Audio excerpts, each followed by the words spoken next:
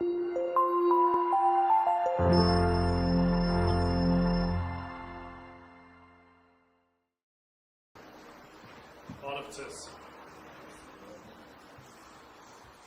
իրապես Տերը բարի է և Տերը հավատարիմ է, որտեղից գիտենք դա,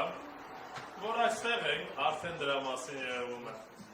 Ճիշտ է, շատ բաներ կան, որ երեխաներին ուզում եք տանեք։ Լավ, եթե պատրաստ եք, կարող եք երեխաներին տանել, առաջ Աստված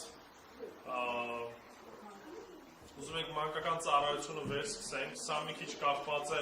տարածքի հետ և կխնդրեմ, որ շարունակեք աղոթել, որպեսզի Տիրոջ ողորմությամբ և Տիրոջ իմաստությամբ գտնենք այն վայրը, որտեղ որ Աստված իրապես պատրաստել է, որպեսզի մենք հավաքվենք և Տիրոջը պաշտենք, որը որ ավելի հարմար կլինի կամ ավելի նպաստավոր կլինի Տիրոջը ծառայելուն, Տիրոջը մեծարելուն։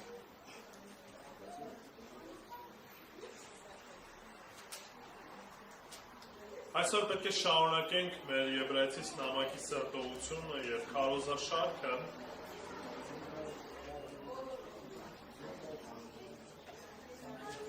Եվ ճիշտ է, մեկ շաբաթով ընդմիջում եղավ, բայց հիմա պետք է շարունակենք։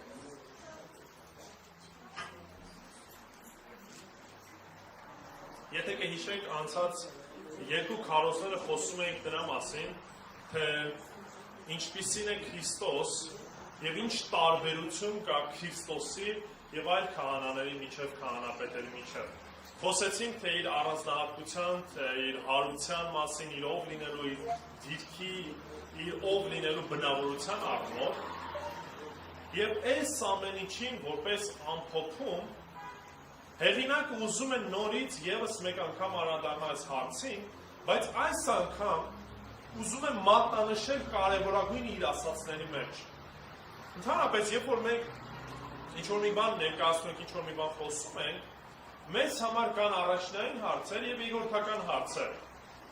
Առաջնային, որոնք որ առաջնային կարևորություն ունեն, երկրորդային, որոնք որ նորից կարևոր են, բայց երկրորդական են։ Կամ երբ որ ինչ-որ մի բան մենք փորձում ենք ապացուցենք, ներկայացնենք, մենք ներկայացնում ենք փաստեր, ճիշտ է։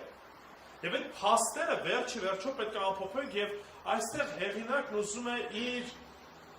կարծես կուլմինացիոն վերջնական խոսքի մեջ անդրադառնա այն կարևորագույն հարցերին, որին որ արդեն իսկ ինքը անդրադարձել էր։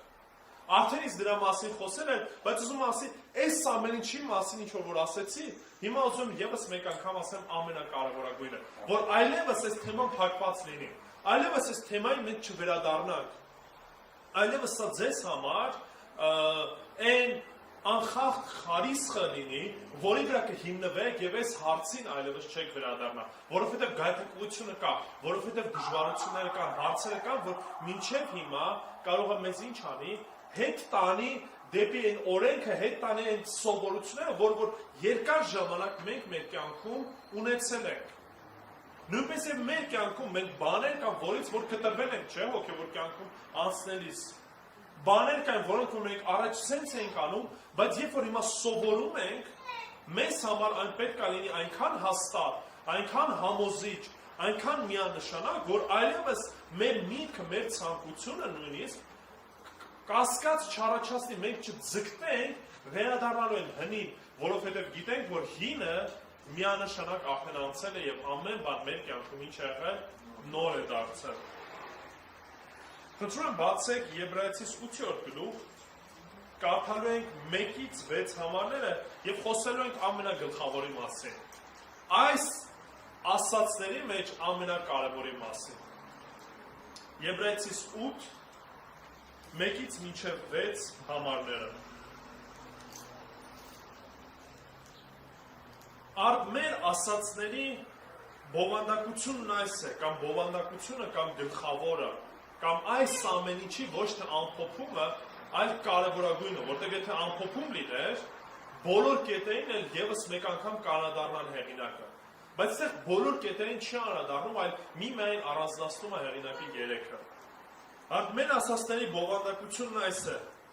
Մենք ունենք այնպիսի մի քահանայապետ, որ երկնքում գերազանցության գահի աջ կողմում է նստած,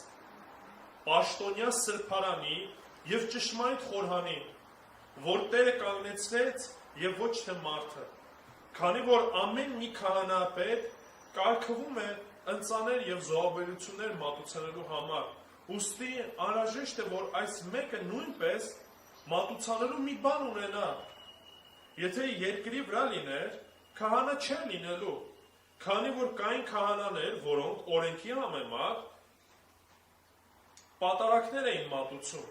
որոնք ծառայում էին երկնավոր բաների օրինակով և ստվերով, ինչպես Աստծուց պատվիրվեց Մովսեսին։ Երբ շինելու էր խորանը, տես, ասում է նա, որ ամեն ինչ ըստ այս օրինակի շինեց, որ ցույց տրվեց քեզ լեռան վրա։ Բայց հիմա նա այնքան ավելի գերազանց պաշտոնի հասավ, որքանով նա միջնորդ է ավելի լավ մի ուխտի, ավելի լավ խոստումների վրա հիմնված ամեն։ Եկեք աղոթենք։ Մեր Տեր ու Փրկիչ, փառք ենք քեզ տալիս այսօրվա համար, Տեր։ Փառք ենք քեզ տալիս ու մեծարում ենք քո սուրբ անունը, որ այսօր կյանք տվեցի, եւ ոչ միայն կյանք, այլ ավելին ով Հայր։ Ավելին, որովհետեւ այս կյանքը անցկացնում ենք քեզ հետ։ Ավելին, որովհետեւ այս կյանքը քեզանով փրկագնվեց, Տեր Աստված։ Քեզանով զավակ դարձանք, քեզանով, Տեր, հնարավորություն ունենք գալու Տեր Աստված քո առաջ, քո որդու շնորհիվ ունենք, քո առաջ գալու Տեր Աստված, քեզ աղոթել բարձրացնելու, քեզ շնորհակալություն հայտնելու Տեր եւ ամեն բանի մեջ քեզ փառք ու գոհություն տալու Տեր։ Աղոթում եմ, որ հիմա այս պահը օրհնես Տեր Աստված, օրհնես մեզ, որպեսզի ի վիճակի լինենք քո խոսքը լսելու Տեր Աստված, քո խոսքիցդ առնելու այն ամեն ինչ, որ պատրաստել ես մեր հոգիների շինության համար եւ խոսքովդ գնանք ու մեծարենք քո սուրբ անունը Տեր Աստված։ Փոփոխություն բեր մեր կյանքերում, խոնարհություն բեր մեր կյանքերում Տեր, ամեն բանից առաջ Տեր Աստված, օգնի, որ մեր հավատքը հաստատուն լինի մի միայն խոսքի վրա Տեր Աստված, հաստատուն լինի մի միայն քո ճշմարտության վրա Տեր, որպեսզի ճշմարտապես հետևենք քեզ եւ անենք այն ինչ որ դու ես կամենում։ Հիսուս Քրիստոս քո սուրբ անունով աղոթեցինք, ամեն։ Տեսեք, հեղինակը երբ որ վերջացնում է կարծես միջնորդի կամ քահանայապետի խոսքը եւ ներկայացնելով Քրիստոսին որպես կատարյալ քահանայապետ, կատարյալ միջնորդ, այստեղ եւս մեկ անգամ մատնանշում է 3 կարևոր փաստ Հիսուս Քրիստոսի միջնորդ լինելու։ Եվ այսօր խոսելու ենք հենց եւս մեկ անգամ այդ 3 կարևոր փաստերի համար, որոնք որ մեզ համար նույնպես պետք է լինեն կարևոր։ Առաջի փաստը, որ ներկայացնում է դա Հիսուս Քրիստոսի դիրքի մասին է, որ նա բոլորից բարձր է, նա բոլորից վեր է։ Առաջին համարը հենց սրա մասին է ասում։ Մեր ասածների բովանդակությունն այս է, մենք ունենք այնպիսի մի քահանայապետ, որ երկնքում է գերազանցության գահի աջ կողմում է նստած։ Գիտեք, ես մենք ունենք արտահայտությունը հունարենում, հնչում է կարծես մի հրճակում, հնչում է կարծես մի արտահայտում պատասխան այն մարդկանց, որոնք որ ինչ էին ասում, հրեաները գալիս էին ասում են, մենք ունենք ինչ, տաճար, մենք ունենք քահանաներ, մենք ունենք քահանայապետեր, որոնք որ ներկա են, հիմա ծառայություն են անում, իրենք գալիս էին մարդկանց, ականջին շշնջում էին, ասում էին, ինչ Քրիստոս, ինչ նոր միջնորդ, նայեք, մենք ունենք ու ինչը, մենք ունենք մի գեղեցիկ տաճար, մենք ունենք այն քահանաները, որոնք որ կենդանի են, կարա գնանք ու տեսնեք, ծառայությունը մինչև հիմա գնում է։ Եվ այս ամեն ինչի պատասխան, որպես ինչ է տրվում, ասում է, իսկ մենք ունենք այնպիսի մի քահանայապետ, որը որ նստել է բարձուկներում Աստծո աջ կողմը։ Ինչ է նշանակում սա նստել է աջ կողմը ընդհանրապես։ Երբ որ ուշադրություն դարձնենք օրինակ աշխարհիկ միջավայրում, թագավորի աջ կողմը ով է նստում, մեկ էլ այդ արտահայտությունում է, չէ՞, աջ թևն է։ Իրա կարծես համարյա հավասարազորը մեկը, որ փոխարինում է իրեն, իրա կողքն է։ Եվ սովորաբար այդ աջ կողմը ովքեր որ կային, չէին նստում։ Իրանք իրա կողքը կանգնած էին, նստած էր մեկը, որ գահին էր բազմած։ Այստեղ ուշադրություն դարձրեք Հիսուս Քրիստոսին, որ ասում է նա նստած է աջ կողմ, այսինքն հավասար է նրան, ով որ գահին էր նստած։ Մեկն էր, ով որ այն դիրքում էր, որ հավասարը չկա, մեկը չկա, որ երբեք չի եղել Քրիստոսի այդ բարձրությանը եւ երբեք չի լինի։ Եվ այն ինչ որ դուք ասում եք մենք ունենք, այդ ամեն ինչ է, ոչինչ է, եթե փորձենք համեմատենք այն Տիրոջը, որին որ մենք ծառայում ենք, որին որ մենք հետևում ենք, որը որ այս պահին նստած է Տիրոջ, գահին Տիրոջ աջ կողմը։ Երբ որ խոսքը գնում է սրան միջնորդության, պետք է հասկանանք ևս մեկ բան, ընդհանրապես միջնորդ էր հանդիսանում այն ժամանակ Աստծո ու մարդկանց միջև եւ քահանաները կատարում էին երկու տեսակի ծառայություն Աստծո առաջ։ Մեկը կատարում էին զոհաբերություններ մեղքերի թողության համար, որը որ կապված էր արյան հետ, արյունը պետքա թափվեր եւ այն խորհրդանշում էր մարդկանց ժողովրդի մեղքերի մաքրման մասին, եւ երկրորդը կատարում էին պատարակներ կամ նվիրատվություններ, այսինքն խունկ էին ծխում, հացն էին բերում ներկայացնում, այն խորհրդանշում է շնորհակալությունը, այսինքն մարդիկ, ժողովրդի շնորհակալությունը, գոհունակությունը, այն ամենի համար, ինչ որ Տերը անում է ամեն օր մեր կյանքում։ Հիմա ինչ է նշանակում, որ Հիսուս Քրիստոսը նստած էր, որովհետև տաճարում օրինակ աթոռներ չկային, ոչ էլ սրբարանում աթոռներ կային, եւ որևիցե մի քահանա կամ քահանայապետ չէր գնում օրինակ տաճարում նստում, կարծես գործը վերջացրեց, ամեն ինչը վերջացրեց, հիմա կարող ենք նստել եւ հանգստանալ։ Նման բան տաճարում չէր լինում, ինչու՞, որովհետեւ այդ ծառայությունը անընդհատ էր։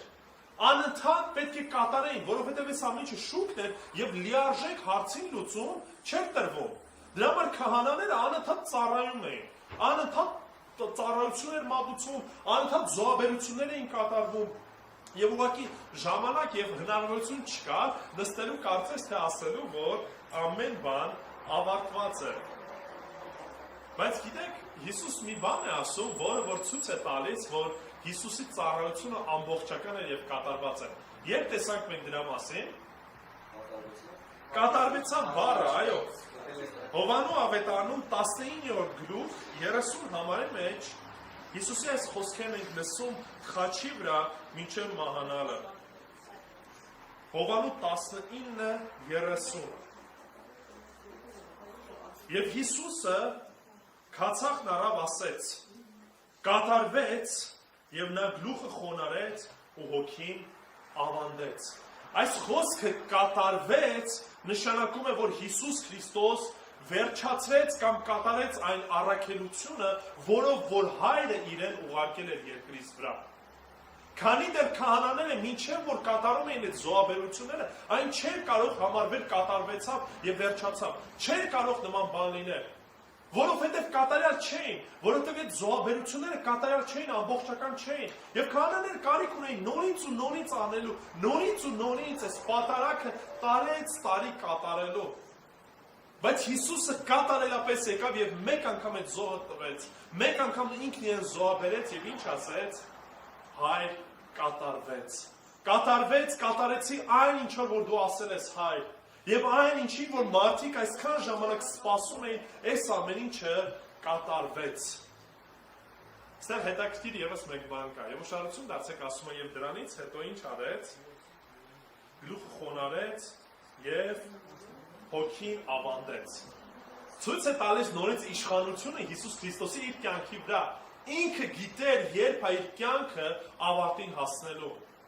Նա էր ամեն ինչը կառավարում խաչի վրա, նա էր, որ իր սերն էր, որ պահում էր խաչի վրա։ Ոչ թե գամերն էին, ոչ թե մարդիկ էին, ոչ թե ամեն ինչը մարդկանց շնորհիվ տեղի ունեցավ խաչի վրա, այլ այս ամեն ինչը նորից մատնանշում է Հիսուս Քրիստոսի գերիշխանությունը։ Այն առաքելությունը, որի համար որ եկել էր, որը որ մինչև վերջ կատարեց։ Դա համար երբ որ պահը եկավ, Հիսուս ինչ ասեց, այս ամեն ինչը կատարվեց։ Այս ամեն ինչը կատարվեց ժողովուրդ։ Եվ դրանից հետո ինքն իր կյանքը ինչ արեց, ավարտին հասցրեց երկնային եւ հոգին ավանդեց։ Հոր մոտ գնաց։ Հոր մոտ գնաց, որպեսի նստի հոր աջ կողմը այն գահին, այն վայրը, որտեղ որ պատրաստված է։ Եվ դրա համար այդ օրինակը նաև տվեց մեզ։ Ասեց այնով որ իր անձը խոնարեցնի, ինչ կլինի, կբարձրանա, բայց այնով որ իր անձը բարձրացնի, ինչ ա լինելու, խոնարհվելու է, վաղ թե ուշ խոնարհվելու է սիրելիներ։ Մենք ունենք մի խոնար, կատարյալ խոնարհության օրինակ, եւ այդ կատարյալ խոնարհության որպես օրինակը հայրը ինչ արեց, բարձրացրեց մինչև բարձունքները։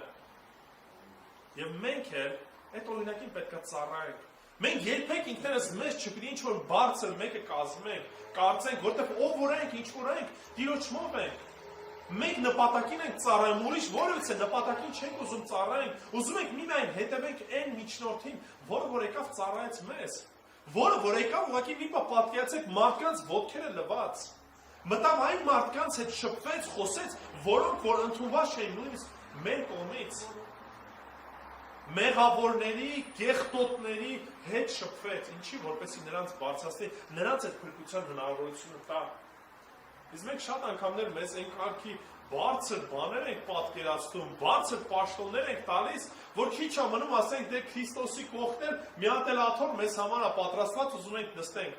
Աշակերտներն էլ են այդ մտածում։ Քրիստոսի կողքն էին ու արդեն պատրաստում են, չի հետաքրքրում, Քրիստոս ասում է, այսը չարչարվելու եմ, տանջվելու եմ, մահանալու եմ, մարդկանց միշտ էսա։ Այդ աջ ու ձախ կողմը քո համար մի հատ հարմար տեղ պատրաստի, մենք էլ քո մոտ լինենք։ Մենք էլ ենք ուզում տենց լինենք, ուզում ենք Աստծո փառքը մեր վրա լինի։ Ինչ են շատ մարդիկ ձգտում ինչ-որ հրաշքներ անելու, որ տեսանելի լինի։ Ուզում են ինչ-որ բժշկություններ անեն համակարգչի դեմը, կամերաների դեմը, ուզում են ինչ-որ սենց մի նենց հրճակումներ անեն, որ գիտես ինչ կա, ես ասեցի, ու հեսա կլինի այդ ամեն ինչը։ Ինչ են այդ ամեն ինչը անում, որտեղ ուզում են այդ փառքը նաև իրանց վերագնեն։ Իրանք ասում են, դե թե հարցնես ասես, դե չէ ամեն մի փառքը Աստծունն է, Տիրոջն է, որտեղ նա է փառքերում բնակված, բայց դե մենք էլ Տիրոջ կողքն ենք, ախր թագավորի զավակ եմ, տղա եմ, աղջիկ եմ, ես հասկանում եմ, այս ամեն ինչը այո ճշմարտություն է, բայց այս ամեն ինչը ոչ թե հպարտության համար է մեզ տրված, այլ այս ամեն ինչը հակառակը մեզ պետք է խոնարհեցնի, որտեղ մենք որևիցե արժանիք չունենք դրա մեջ, մենք որևիցե բան չենք արել, որպեսզի դրանում ենք արժանանանք։ Մենք ուղղակի հնազանդում ենք հիմա իր խոնարհ ծառան ենք, նա է բարձրացնողը, ոչ թե մենք ենք մեզ բարձրացնողը։ Եթե մենք մեզ բարձրացնենք, ինչ ենք անելու, անգնալու ենք։ Դա մեր պարզ օրինակ աշակերտներին տվեց, ասեց, երբ որ գնում եք խնջույքի, մի փնտրեք ամենաբարձր տեղը, ամենակարևոր տեղը նստելու։ Ասում է դու գնա, քո համար են ամենախղճուկ կամ ամենավոճը քան հարիր տեղը նստի, երբ որ Տերը կգա, քեզ կասի արի, այս քո տեղը ստե է, ասում է դրանով ավելի բարձր կերևաց, քան թե որ գնաս մի տեղ նստես, որ երբ որ Տերը կգա, կասի էսի քո տեղը չի գնա։ Ինչի՞ այդ ժամանակ շատ ավելի ամոթով ես լինելու։ Մենք ինչ ենք ուզում անենք, մենք ուզում ենք ինքներս այդ տեղը պատրաստենք։ Մի հատ էլ ասում ենք, դե Հիսուս ջան, ախր դու ես ասել, այն աթոռներն արդեն մերն է, հիմա մնացել է մի հատ վերջական ասես ու վсё։ Մենք քո զավակն ենք, մենք քո եկեղեցին ենք, էս ենք։ Այս ամեն ինչը խոսում է լոկ մեր էգոյի ու հպարտության մասին։ Երբեք որևիցե մեկը այն աշակերտները, որոնք որ տեսան Աստծո փառքը, երբեք նման ձևով չմտածին։ Երբ որ տեսնում էին Աստծո փառքը, միակ բանը, որ ուզում էին անեն ինչա, խոնարհվում էին Տիրոջ առաջ ու բանը չէին ուզում ասեն, ինչի որտեղ տեսնում են Տիրոջ մեծությունը, հասկանում են իրանց ոչնչությունը։ Այո, մինչև որ մենք ինքներս չգիտակցենք մեր ով լինելը, Քրիստոս մեզ համար բարձունքում չի լինի։ Մինչև որ մենք ինքներս չհասկանանք մենք որտեղ ենք, Քրիստոս մեզ համար այդ բարձունքում չի լինելու, որտեղ միշտ մենք կարծես թե բարձունքում ենք լինելու ու Քրիստոսը կարող մի փոքր ավելի մեծ լինի։ Բայց մենք փոխարինող ենք լինելու Քրիստոսին։ Դրա համար այսօր շատ եկեղեցիներ կան, որոնք որ համարյա ամենաբարձր դիրքում են որոշ մարդկանց բարձրացրել, եւ այդ մարդկանց խոսքն էլ հավասարացրել են Աստծո խոսքին եւ հայտարարում են, եթե այս մեկը ասեց, հիմա պաշտոնները չեմ ուզում ասել, դա հավասարազոր է Աստծո խոսքին։ Ու վերջ։ Հիմա եթե մենակ մտածում եք օրթոդոքս եկեղեցիներում այդպես, ասեմ որ կան մկրտական եկեղեցիներ, կան բողոքական եկեղեցիներ, որտեղ որ հովիվները համարյա թե իրանց հավասարացրել են Աստծո խոսքին։ Ուրիշներն էլ տենց են սովորեցնում։ Ասում են որ հովիվը ասեց, ավելավա հնազանդվեց հովին, քան թե նույնիսկ Աստծո կամքին կամ Աստծո խոսքին։ Եվ սա է իրականությունը, սիրելիներ։ Դրա համար մենք պետք է ամեն անգամ աղոթք անենք, որպեսզի Տերը թույլ չտա մենք էլ այս հպարտության մեջ գնանք։ Հպարտությունը ամենաահավոր բանն է, որը որ սատանան օգտագործում է։ Երեկվա երիտասարդացին եղբայրը մի բան ասեց, որ ասում է սատանան միշտ 3 բանով է աշխատում մարդկանց հետ։ Չի փոխում, միշտ նույն բանն է։ Աչքի ցանկություն, մարմնի ցանկություն ու հպարտություն։ Այս 3-ը անընդհատ գործում է, այդ 3 բանով էլ փորձում է Հիսուսին փորձել։ Այդ 3 բանով է սատանան փորձում։ Ուրիշ բան կարիքը չունի անընդհատ ավելացնել ինչ-որ նոր գործիքներ։ Այս 3 բանով մարդկանց խափում է։ Խափելու բավականին լավ արվեստ ունի, որտեղ ստության հայր է, եւ այս ձևով ինչ անում, մեզ գարթակղեցնում է։ Մեզ փորձում է ներկայացնի ինչ-որ բարձունքներ, որ մենք ինչ-որ բարձունքների հասնենք, մեծ բաների հասնենք, բայց այս ամեն ինչը դրա մասին չէ։ Բարձունքներում բնակվողը եւ նստածը միայն մեկն է, եւ դա Հիսուս Քրիստոսն է եւ վերջ։ Եթե մենք փորձում ենք այդտեղ հայտնվենք, մենք հայտնվելու ենք շատ ավելի ցածր վայրում։ Բայց եթե մենք մեր անձը խոնարհեցնենք, Հիսուս Քրիստոս խոստացել է, որ մեզ կբարձրացնի։ Բայց դա նրա գործն է, ոչ թե մեր գործն է։ Եվ դա նրա շնորհքն է, ոչ թե մերն է։ Եթե մենք մեր անձը բարձրացնենք, մենք կխոնարհվենք։ Արդյոք հիմա Քրիստոսի առաքելությունը որպես միջնորդ այդ դեպքում ավարտված է։ Եթե Տերը ասեց, որ կատարվեց, այդ դեպքում էլ ինչ ունի միջնորդության Հիսուս Քրիստոս անելու։ Էլ ինչ կարիքը կա։ Արդեն ես իսկ ասեցի, որ քահանաները 2 տիպի ծառայություն էին անում։ Մեկը մեղքի թողության համար, երկրորդը գոհունակություն մատնել, հայտնելու, ներկայացնելու Տիրոջ մարդկանց կարիքները ու կարծես թե որ այդ խնկերը ծխում էին, այն աղոթքներն են բարձրացվում առ Աստված։ Այո, Հիսուս Քրիստոս կատարելապես լուծեց մեղքի խնդիրը։ Եվ բոլոր նրանք, ովքեր որ գալիս են, խոնարհվում են, հավատելով Հիսուս Քրիստոսի առաջ, ովքեր որ մաքրվում են Հիսուս Քրիստոսի արյամբ, որը որ այսօր գինին, որը որ դրա խորհուրդն է, նրանք կատարելապես մաքրվում են ամեն մեղքից։ Այն մեղքից, որը որ կատարել են անցյալում, այն մեղքից, որը որ կատարում են հիմա, եւ այն մեղքից, որը որ կատարելու են ապագայում։ Հիսուս Քրիստոս մեկ ընդմիշտ այս հարցի լուծումը տվեց։ Բայց այն հնարավորությունը, որ մենք այսօր ունենք գալու Տիրոջ առաջ, աղոթելու, մեր գոհունակությունը հայտնելու, նույնիսկ խոսելու Տիրոջ հետ, այս ամեն ինչը ի շնորհի Հիսուս Քրիստոսի է, այն միջնորդի, որը որ մինչև հիմա Տիրոջ գահի մոտ նստած է եւ միջնորդում է առավոտից իրիկուն մեր համար Աստծո առաջ։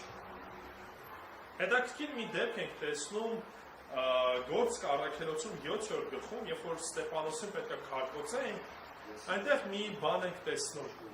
Գործք առաքելոց 7-րդ գլուխ 54-ից 58 համարները կկարդան։ Գործք առաքելոց 7 54-ից 58։ Ասեմ, որ մինչև այդ Ստեփանոսը բավականին եռանդանգին կերպով քարոզում է, ավետարանն է ներկայացնում, սկսում է 5 տականից եւ ցույց է տալի, որ 5 տականը ամբողջությամբ գալիս եւ խոսում է Քրիստոսի մասին, եւ երբ որ այս ամեն ինչը կատարել ավարտին հասցնում է, վերջացնում է իր խոսքը 54 համարը։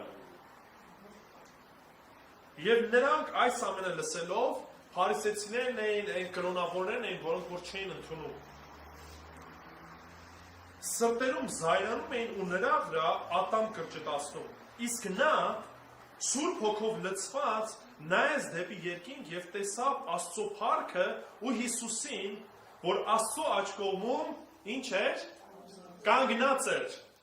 Եվ ասաց, ահա տեսնում եմ երկինքը բացված ու մարդու որդուն Աստծո աջ կողմում կանգնած։ Եվ նրանք բարձրաձայն աղաղակելով իրենց ականջները փակեցին եւ բոլորը միասին վազեցին նրա վրա ու քաղաքից դուրս հանելով քարկոծեցին նրան եւ վկաներն էլ իրենց հանդերձները պահ էին տալիս մի երիտասարդի ոտերի մոտ, ում անունը Սողոս էր։ Հիմա ուզում ուշադրություն դարձեք, ես կարծես այս վերջի պատգամը, որը որ Ստեփանոսը փոխանցում է, այս իրեն քարկոծողներին, որոնց մեջ էլ նաև կար Սողոսը, որը որ մի որոշ ժամանակ հետո դառնալու է Քրիստոսի ծառան։ Բայց ուշադրություն դարձեք, նորից ամենակարևորը ինչ է ասում, ասում է Սուրբ Հոգով լցվեց եւ ասում է հիմա տեսնում եմ Աստծո որդուն Հիսուս Քրիստոսին Աստծո աջ կողմը կանգնած։ Հեղինակը նորից կամ Աստված նորից ուզում է վերջինս պատգամ այս կարևոր խոսքը փոխանցին փարիսեցիներին, փարիսեցիները երբ որ լսեցին, ինչ արեցին, իրենց ականջը փակեցին, որովհետև չէին ուզում լսեն, չէին ուզում ընդունեն, որ մեկը կա, որ Աստծու հավասար Աստծո գահի մոտ կանգնած է։ Իսկ ինչ էր Հիսուս կանգնել, դիմավորում էր Ստեփանոսին, դիմավորում միջնորդում էր, երբ որ մենք աղոթում ենք, երբ որ մենք Տիրոջ կարիք ունենք, Տերը դրանով պարապ նստած չի ավարտել իր գործը, Հիսուս շարունակում է միջնորդել եւ կարծես թե կանգնում է ու Ստեփանոսին ինչ անում, դիմավորում է, որտեղ Տերը գիտեր ու այս ամեն ինչը Ստեփանոսը տեսավ սիրելիներ։ Հիսուս Քրիստոս մինչև հիմա մեր համար միջնորդում է, մեր համար հոգ է տանում ամեն մի վարքյան, ամեն մի շունչը, որ դուք անում եք, Տիրոջ միջոցով է։ Գողոսացիս նամակի մեջ կարդում ենք, որ այս ամբողջ տիեզերքը պահվում է Հիսուս Քրիստոսի միջոցով։ Օրենքները ֆիզիկական չեն պահում այս ամեն ինչը։ Ձեր կյանքը, ձեր սրտի աշխատանքը ամեն ինչ որ կատարվում է, այս ամեն ինչը կատարվում է Քրիստոսի միջոցով։ Այո, եթե փորձենք ինչ որ ֆիզիկական օրենքներով, անատոմիայով բացատրենք, թե ինչպես է սիրտը աշխատում, միտքը աշխատում կամ բաներ, բայց հիշեցնեմ մի բան, շատ մարդիկ կան այսօր հիվանդանոցներում, որոնց սիրտը աշխատում է, մարմինը աշխատում է, ապարատներով աշխատացնում է, բայց մարդը չկա։ Մարդը մահացած է։ Սա եւս մեկ անգամ ցույց է տալիս շատ հստակ, որ մարդու կյանքը նորից պահվում է Տիրոջ միջոցով։ Ամեն ինչն է պահում Տիրոջ միջոցով։ Եվ ամեն անգամ, երբ որ գալիս ենք Տիրոջը պաշտելու, գալիս ենք Տիրոջը պաշտամունք բարձրացնելու, հիշեք մի բան։ Այս ամենը ոչ թե մեր շնորհիվ է, ոչ թե մեր բարի լինելու, մեր գեղեցիկ աչքերի համար է, այլ քանի որ ունենք միջնորդ եւ միակ միջնորդը, որը որ երկնքում է եւ մինչեւ հիմա միջնորդում է մեզ համար, որտեղ նա է նստած բարձունքում ամենաբարձր տեղը։ Երկրորդ ճշմարտությունը, որ հեղինակը ուզում է հայտնի կամ հիշեցնի եւս մեկ անգամ հաստատի, դա թե որտեղ է ծառայում մեր միջնորդը։ Նա ծառայում է երկնքի սրբարանում։ Երկրորդ համարը կարդանք։ Պաշտոնյա սրբարանի եւ ճշմարիտ խորանի, որ Տերը կանգնեցրեց ոչ թե մարդը, քանի որ ամեն մի քահանապետ կարգվում է ընծաներ ու զոհաբերություններ մատուցանելու համար, ուստի անհրաժեշտ է, որ այս մեկը նույնպես մատուցանելու մի բան ունենա։ Այսինքն ստեղ, երբ որ ասում է քահանայական ծառայություն կա, քահանան պետք է ծառայի ինչ-որ մի վայրում, եւ նույնպես ինչ-որ մի բան պետք է ունենա, որով որ ծառայելու է։ Ճիշտ է։ Եթե չկա վայր, չկա ինչ-որ մի բան, որով որ ծառայելու է, չկա եւ քահանա, չկա եւ ծառայություն։ Եթե երկրի վրա լիներ, ում մասին է խոսքը, Հիսուսի, քահանա չէր լինելու, ինչու քահանա չէր լինելու Հիսուս, եթե երկրի վրա լիներ։ Ասում է, որոնք քանի որ կային քահանաներ, այդ ժամանակ կային քահանաներ։ Ասում է, որոնք օրենքի համեմատ պատարակներ էին մատուցում։ Օրենքի համեմատ Քրիստոսը կարա լիներ քահանապետ, քահանա։ Չեն կարա, սրա մասին արդեն ասել ենք, որովհետև ստեղ Ղևի խնդիրը կար, Ղևի սերունդից պետք է լիներ, օրենքի համեմատ պետք է լիներ։ Դրա համար ասում եթե Հիսուս ստեղ լիներ, քահանա չէր լինելու։ Քրիստոս, երբ որ երկրից վեր ինչ որ կերպով փորձեց գնա տաճարը, որպես քահանա ծառայություն անի, փորձեց մտնի սրբության սրբոցը, այս ամեն ինչը փորձեց անի։ Չէ, որովհետև ինքը օրենքով կանչված չէր։ Իր քահանայությունը արդեն խոսել ենք Մելքիսեդեկի կարգից էր։ Իր քահանությունը երթման միջոցով էր,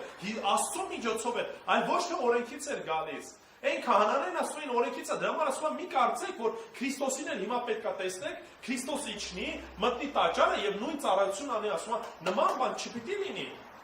Ինքը իր տեղն ունի ծառայելու եւ այդ տեղը ասում եմ երկնային սրբարանն է, ճշմարիտ տաճարն է։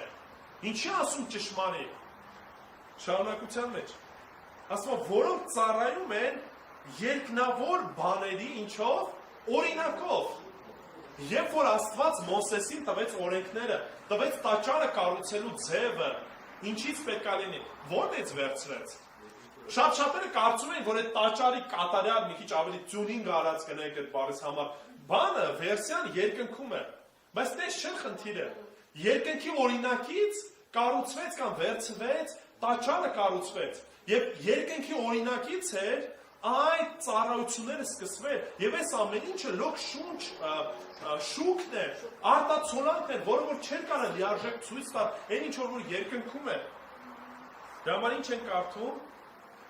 Համար ասում է ինչպես Աստծուց պատվիրվեց Մովսեսին, երբ շինելու էր խորանը, ասում է, տես, ասում է նա, որ ամեն ինչ ըստ այս օրինակի շինես, որ ցույց տրվեց քեզ, որտեղ լեռան վրա։ Այդ օրինակը Մովսեսը տեսավ երկնքում, եւ այդ օրինակից էլ կատարեց այն ինչ որ կա երկրից վրա, կառուցվեց ըստ օրենքի, որը որ տրվեց երկնքից որպես օրինակ։ Եվ ինչ է սրա մասին ասում, ասում է դուք այն առաջնային կարևորագույն օրինակը թողած, շուկն եք ինչ անում, բարձրացնում, ինչի, հնաները նորից հպարտանում են իրենց տաճարով, հպարտանում են ասում են սենց գեղեցիկ տաճար, սենց գեղեցիկ շինություն ով ունի, մեջը ոսկի ջրած, մեջ այսքան փառահեղ, մեծ, գեղեցիկ, եւ այն ժամանակի համեմատ, եթե նայենք տարածքում, ամենափառահեղ շինությունը ամբողջ քաղաքում կամ նույնիսկ ամբողջ տարածաշրջանում որն է լինելու, տաճարն է լինելու, որտեղ բավականին ֆինանսերն է դրած, եւ ասեմ որ ճիշտ է, մի քանի անգամ քանդվել, նորից վերակառուցվել է, բայց երբ որ կարդում ենք այն ամենասկզբնական շրջանում, երբ որ Սողոմոնը կառուցեց, ինչքան գումար, ինչքան նյութ էր ծախսվել, ինչքան մանրակրկիտ ամեն մի բանի համար գործվել էր, դա բավականին փառահեղ շինություն էր, բավականին մեծ ահռելի գեղեցիկ շենք էր։ Եվ սրանով բարձրանում էին ովքեր հրյաները։ Դա համար միշտ իրանց այդ գայթակղությունը կար տեսնելու դա ու ասելու այս սա է ամենալավագույնն է։ Բայց ինչ ասում հեղինակը։ Ասում այս ամեն ինչը լոկ շուկն է։ Այս ամեն ինչը լոկ ուղղակի մի փոքր պատկերն է, այո դա իրական էր, դա կար, գոյություն ուներ, ծառայությունը իրական էր արվում էր, բայց այս ամեն ինչը երկնքից այդ օրինակը վերցած եւ երկնքի օրինակը երբեք չի կարած դուստել, չես կարող այնպես կառուցել, որ այն գոնե նույնիսկ որոշ առումով մոտ լինի օրիգինալին կամ այն ճշմարիտին, ինչ որ ոստեղ խոսքն է օգտագործում։ Ճիշտ է, այդ ժամանակ շատ փիլիսոփաներ կային, որոնք որ այս նույնիսկ հատվածը օգտագործում էին ասելով, որ այ տեսնում եք, նշանակում այս ամեն ինչը իրական չի։ Այս ամեն ինչը ուղղակի իլյուզիա է։ Երկնքում է միակ ճշմարտությունը, միակ կյանքը, ստե ուղղակի իլյուզիայի մեջ ենք ապրում։ Ժամանակակից աշխարհում Մատրիցա ֆիլմը կա, որը որ նորից այդ գաղափարն է տալիս։ Այս ամեն ինչը իրական չի։ Այս ամեն ինչը ուղղակի շուկ հա կամ ինչ որ կոդ է, որին որ մենք ապրում ենք, բայց իրականությունը երկնքում է։ Սրա մասին չի խոսքը գնում։ Այս կյանքը իրական է։ Այնտեղ էլ է կյանքը իրական, բայց տարբերությունը գիտեք որն է, այնտեղի կյանքը շատ ավելի փառահեղ է եւ անօրինակելի է, ինչ որ ստեղ, ինչ որ ստեղ կառուցվել է, ուղղակի շուկն է, ուղղակի բանն այն գալիք բաներին, որին որ մենք սպասում ենք։ Դրա համար քրիստոնյայի հույսը, քրիստոնյայի ապավեն այս երկիրը չի։ Մենք չենք անում ամեն ինչ, որպեսզի այս կյանքում հավիտյան ապրենք այս երկրից վրա։ Դա չի մեր ցանկությունը, որտեղ այս երկրի մեջ ցավ կա, դժվարություն կա, խնդիր կա, նեղություն կա, եւ այն ամեն ինչ որ արվում է, լոկ շուկն է այն գալիք փառքին։ Ինչ օրինակ ունենք, օրինակ երկնքի հետ կապված։ Հայտնության գրքում օրինակ 11-րդ գլխում 19-րդ համարի մեջ կարդում ենք տաճարի մասին։ Հայտնություն 11-19։ Ու երկնքում բացվեց Աստծո տաճարը եւ նրա ուխտի տապանակը իր տաճարի մեջ երևաց։ Ու եղան փայլակներ, ձայներ, որոտմունքներ, երկրաշարժ եւ խոշոր կարկուտ։ Այսինքն այդ օրինակը ինչ որ երկնքում կար, Մովսեսին նույնպես ցույց տրվեց։ Եվ այն ինչ որ փորձեց Մովսեսը նկարագրի մարդկային բառերով, Աստված տվեց, ասեց նման մի կերպով կառուցեք։ Բայց չմտածեք, որ սա ինչն է, վերջնական տեսքն է։ Չկարծեք, որ սա է միակ ու կարևորագույն հատվածը։ Չկարծեք, որ սա է ամբողջականը, որտեղ այս ամեն ինչը անցողիկ է, այս ամեն ինչը անցնելու է, գնալու է։ Մի կարծեք, որ այս քահանաներն ու քահանապետերը, որը անում են, սա վերջնական ավարտն է, որտեղ մենք ունենք մի կատարյալ միջնորդ, որը որ այնտեղ հավիտյան միջնորդ է մեր բոլորիս համար եւ կատարյալ միջնորդն է։ Եվ այնտեղ է կատարյալ տաճարը։ Բայց գիտեք ինչ է տեղի ունենում։ 21-րդ գլուխ 22 համարի մեջ, երբ որ արդեն նոր երկինքը ու նոր երկիր է եղավ, Աստծո խոսքն ասում է այնտեղ տաճարը չտեսա, ինչու։ 21-22 Եվ նրա մեջ տաճարը չտեսա այդ նոր քաղաքի։ Քանի որ Տեր Աստված ամենակալն ու գառնուկը նրա տաճարն է։ Հավիտենականության մեջ տաճարի կարիքը չկա։ Երբ որ այս ամեն ինչը ավարտվեց, մենք տաճարի կարիքը չունենք, ինչի որտեղ Տիրոջ ներկայությունը արդեն իր ժողովրդի հետ է լինելու հավիտյան։ Տաճարը ներկայացնում էր, ցույց էր տալի Աստծո ներկայությունը իր ժողովրդի մեջ։ Դրա համար ասում հավիտենականության մեջ մենք կարիքը չունենք տաճարի։ Հավիտենականության մեջ մենք Տիրոջ հետ ենք լինելու, Աստծո հետ ենք լինելու, գառը մեր հետ է լինելու։ Դրա համար սերներ ասում այս ամեն ինչը անցողիկ է։ Իսկ հրյաները ինչ էին անում, հրյաները ուշադրություն էին դարձում այդ անցողիկին, փորձում էին դրանից կարճեին։ Դրա համար Եբրայեցիս նամակի հեղինակն ասում է մի ուշադրություն դարձրեք, ամենակարևորն ասում ասեք տեսեք այս քահանապետը բարձրացել է ամենաբարձր տեղը, որ ոչ մի քահանապետ երբեք այնտեղ չի լինելու։ Նայեք տաճարին, որով որ այդքան հպարտանում եք, այդքան ոգևորված եք, ասում այս ամեն ինչը նորից շուկն է, նրա որ երկնքում է, որ ժամանակավոր է նույնպես, որտեղ Տերն է եւ գառնուկն է լինելու այն տաճարը, նրա մեջ ենք մենք լինելու, նրա ներկայության մեջ ենք մենք լինելու հավիտյան սիրելիներ։ Տեսնում ենք նաեւ խորանը, որը որ նույնպես երկնքում կար։ 6-րդ գլուխ 9-ից 19 համարները։ Զոհասեղանը։ Հայտնություն 6, 9-ից 11։ Ու երբ բացվեց 5-րդ կնիքը, զոհասեղանի տակ տեսա այն մարդկանց հոգիները, որ սպանված էին Աստծո խոսքի ու վկայության համար, որ պահում էին։ Եվ բարձր ձայնով աղաղակեցին ու ասացին, ով սուրբ ու ճշմարիտ Տեր, մինչև երբ դատաստան չես տեսնելու ու մեր արյան վրեժը չես պահանջելու երկրի բնակիչներից։ Եվ նրանցից ամեն մեկին ճերմակ հանդերձներ տրվեց ու ասվեց նրանց, որ մի փոքր ժամանակ էլ հանգստանան, մինչև որ լրանա իրենց ծառայակիցների ու եղբայրների թիվը, որոնք սպանվելու են նրանց համար։ Կարծես այս մարդկանց կյանքերը զոհասեղանի առաջ էին բերվում, որպես զոհ էին մատուցվում են, եւ ասում են ժամանակը գալու է, այս ամեն ինչը ավարտվելու է, այս ամեն ինչի պատասխանը տեսնելու ենք։ Այսինքն երկնքում նորից զոհասեղանի ու երկրից նրա զոհասեղանի կարծես այդ նմուշը կար, օրինակը կար։ 8-րդ գլուխ 3-ից 4 համարներ հայտնություն։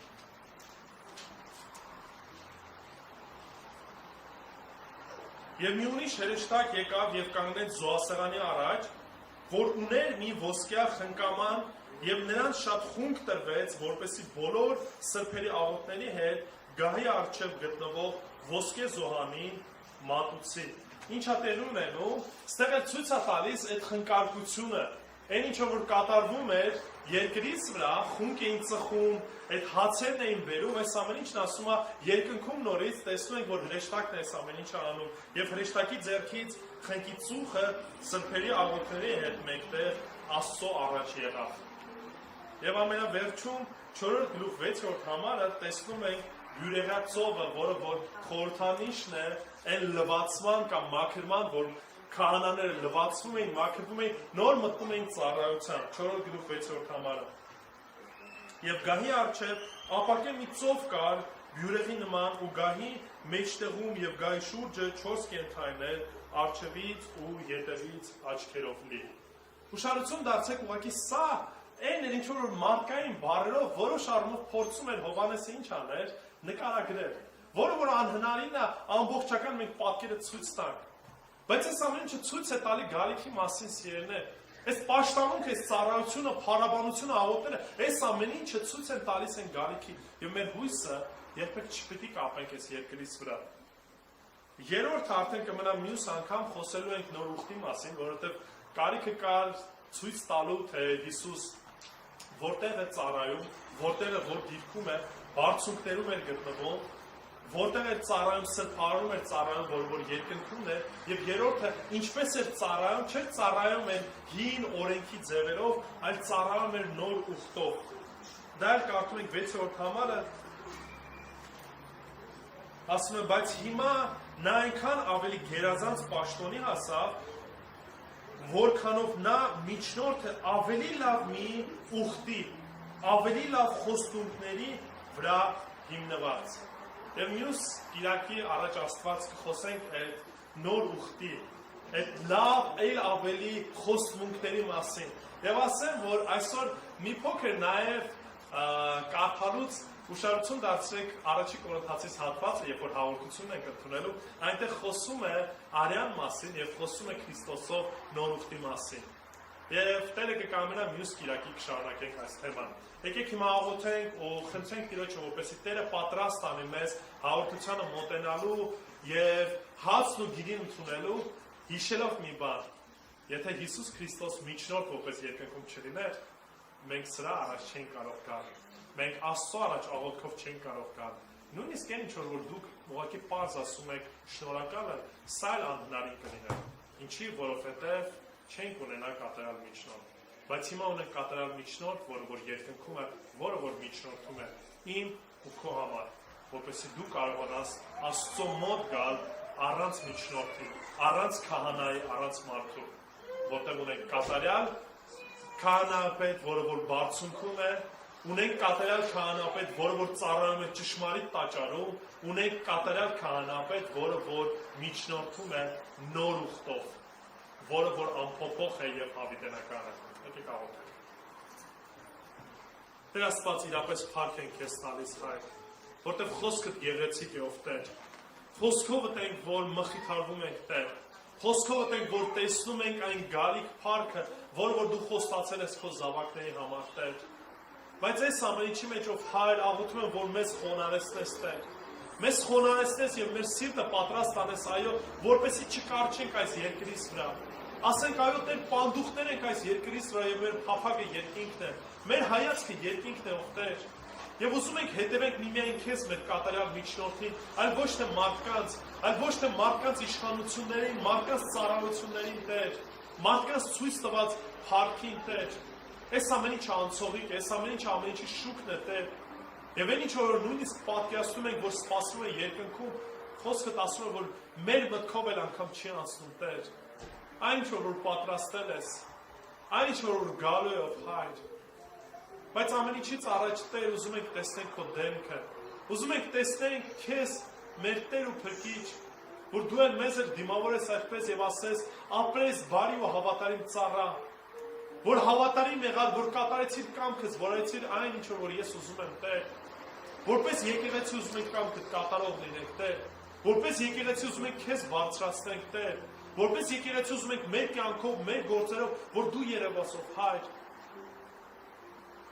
Որպես եկեղեցի եւս մեկ անգամ ուզում ենք հիշենք այն գործը խաչիդ վրա, որ արեցիր, Տեր։ Այն կատարյալ ու ամբողջական գործ, այն զոհաբերությունը, որ խաչի վրա արեցիր եւ ասեցիր կատարվեցավ, որով որ կարող ենք գալ քո առաջ, Տեր Աստված, մեր մեղքին թողություն ստանանք, Տեր։ Կարող ենք հավատքով գալ քո առաջ եւ վստահ լինենք, որ կընդունես մեզ, որտեղ միջնորդ ունենք, որտեղ Քրիստոսին ունենք, Տեր, որը որ որևիցե բիծ, որևիցե մեղք, որևիցե տկարություն չունի, այլ կատարելապես նստած է գայի աջ կողմը եւ միջնորդում է իր զավակների համար։ Եվ պատրաստում ու աշխատում ես մեր հետ, Տեր Աստված, Սուրբ Հոգով, որ օր-օրին նմանվենք քեզ, Տեր, օր-օրի խոսքը ձևավորում մեր սրտերում, Տեր։ Աղոթում ենք, ով Հայր, որ իրապես փոխես մեր սիրտը, փոխես մեր հայացքը, որ երբեք մեր կյանքը, մեր սիրտը, մեր միտքը, մեր էությունը չկապենք աշխարհի հետ,